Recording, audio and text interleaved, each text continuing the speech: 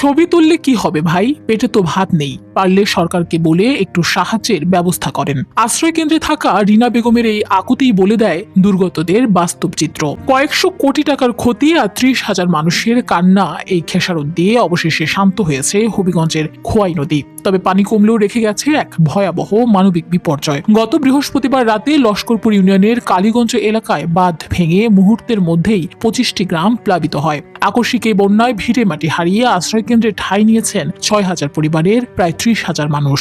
অথচ এই বিপর্যয় এড়ানো যেত। স্থানীয়দের অভিযোগ, বছরের পর বছর ধরে ঝুঁকিপূর্ণ বাঁধ নিয়ে ক্ষোভ ও আতঙ্কে থাকলেও প্রশাসন ছিল উদাসীন। প্রশাসন এখন নড়ে চড়ে বসলেও ততক্ষণে সব হারিয়ে নিঃস্ব হাজারো নিম্নবিত্ত পরিবার। অনেকেই প্রথম 24 ঘন্টায় কোনো খাবার পাননি।